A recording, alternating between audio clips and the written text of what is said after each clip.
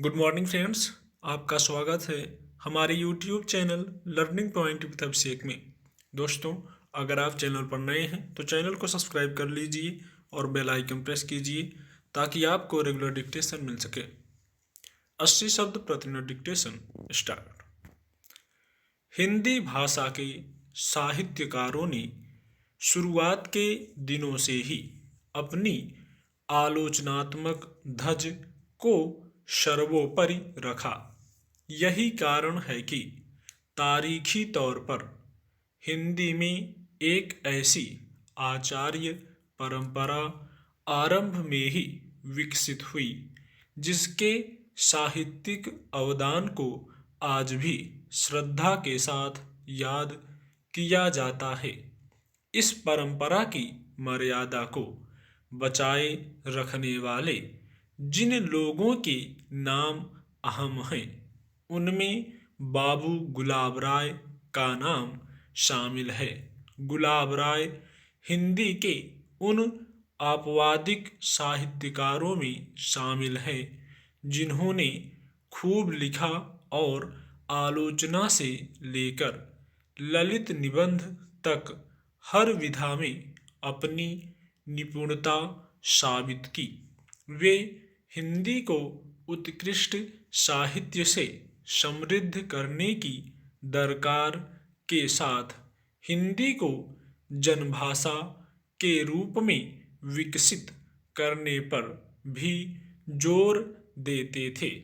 आधुनिक काल के निबंध लेखकों और आलोचकों में गुलाब राय का स्थान काफी ऊंचा है। उन्होंने हिंदी विमर्श को एक सांस्कृतिक परंपरा के रूप में आगे बढ़ाने में सराहनीय भूमिका निभाई। उनका जन्म 17 फरवरी 1888 को इटावा उत्तर प्रदेश में हुआ था। उनके पिता भवानी प्रसाद धार्मिक प्रवृत्ति के थे। उनकी माता भी भगवान कृष्ण की उपासिका थीं। वे सूरदास और कबीर के पदों को तल्लीन होकर गाया करती थीं। माँ पिता की धार्मिक प्रवृत्ति का असर बेटे पर भी पड़ा।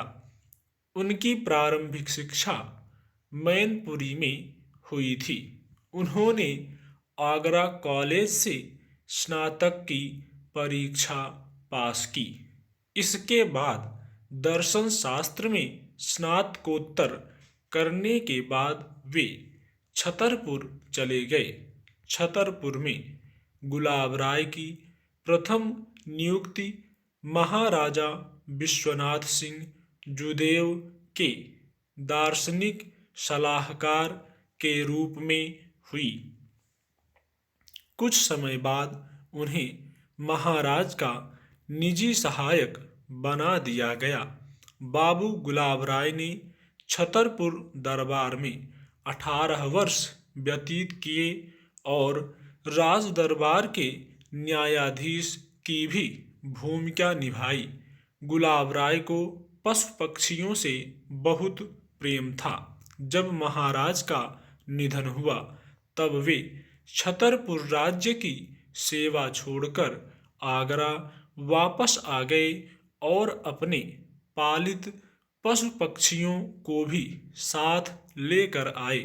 जो भी उनके संपर्क में आया वही उनके परिवार का सदस्य और उनकी लेखनी का विषय बन गया। हिंदी साहित्य को गुलाब राय का दार्शनिक अवदान अपूर्व है। उनसे हिंदी में इस विषय पर मौलिक लेखन का बड़ा अभाव था। उनकी कीर्ति का बड़ा आधार उनके आलोचनात्मक निबंध भी हैं। उन्होंने सैद्धांतिक और व्यावहारिक दोनों ही तरह के निबंध लिखे। उन्होंने सामाजिक, सांस्कृतिक, मनोवैज्ञानिक आदि विविध विषयों पर अपनी लेखनी चलाकर हिंदी साहित्य को समृद्ध किया। उनकी भाषा आडंबर शून्य है। स्टॉप।